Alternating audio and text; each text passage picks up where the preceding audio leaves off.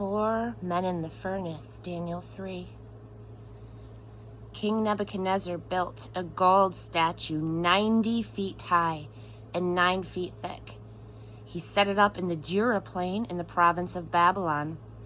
He then ordered all of the important leaders in the province, everybody who was anybody, to the dedication ceremony of the statue.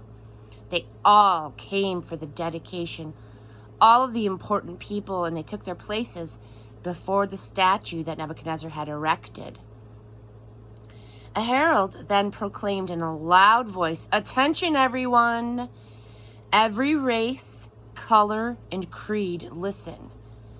When you hear the band strike up, all the trumpets and trombones, the tubas and baronets, the drums and the cymbals, fall to your knees and worship the gold statue that King Nebuchadnezzar has set up. Anyone who does not kneel and worship shall be thrown immediately into a roaring furnace."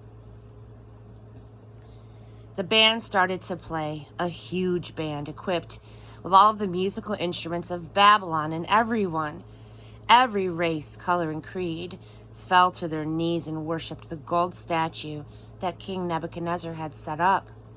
Just then, some Babylonian fortune tellers stepped up and accused the Jews. They said to King Nebuchadnezzar, "Long live the king. You gave strict orders, O king, that when the big band started playing, everyone had to fall to their knees and worship the gold statue, and whoever did not go to their knees and worship it had to be pitched into a roaring furnace. Well, here are some Jews here, Shadrach, Meshach, and Abednego, whom you have placed in high positions in the province of Babylon. These men are ignoring you, O king. They don't respect your gods, and they won't worship the gold statue you set up." Furious, King Nebuchadnezzar ordered Shadrach, Meshach, and Abednego to be brought in.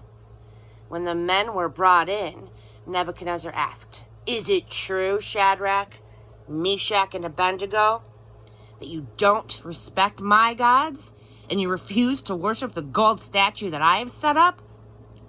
I'm giving you a second chance, but from now on, when the big band strikes up, you must go to your knees and worship the statue I have made. If you don't worship it, you will be pitched into a roaring furnace, no questions asked. Who is the God who can rescue you from my power?" Shadrach, Meshach, and Abednego answered King Nebuchadnezzar, "Your threat means nothing to us. If you throw us in the fire, the God that we serve can rescue us from your roaring furnace and anything else that you might cook up, O king. But even if he doesn't, it wouldn't make a bit of difference, O king. We still wouldn't serve your gods or worship the gold statue you set up." Nebuchadnezzar, his face purple with anger, cut off Shadrach, Meshach, and Abednego. He ordered the furnace fired up 7 times hotter than usual. He ordered some strong men from the army to tie them up, hands and feet, and throw them into the roaring furnace. Shadrach, Meshach, and Abednego, bound hand and foot, fully dressed from head to toe, were pitched into the roaring fire. Because the king was in such a hurry and the furnace was so hot, flames from the furnace killed the men who carried Shadrach, Meshach, and Abednego to it. While the fire raged around Shadrach, Meshach, and Abednego. Suddenly, King Nebuchadnezzar jumped up in alarm and said, "Didn't we throw 3 men bound hand and foot into the fire?" "That's right, O king," they said. "But look," he said, "I see 4 men walking around freely in the fire, completely unharmed. And the 4th man looks like a son of the gods." Nebuchadnezzar went to the door of the roaring furnace and called in, "Shadrach, Meshach, and Abednego, servants of the high God, come out here." Shadrach, Meshach, and Abednego walked out of the fire. All of the important people, the government leaders, and the king's counselors gathered around to examine them and discovered that the fire hadn't so much as touched the three men.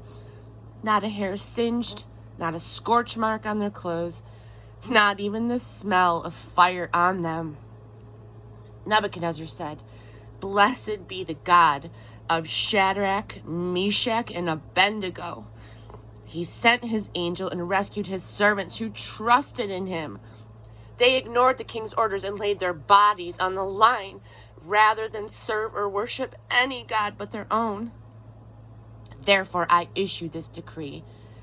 Anyone anywhere of any race, color, or creed who says anything against the God of Shadrach, Meshach, and Abednego will be ripped to pieces, limb from limb, and their houses torn down.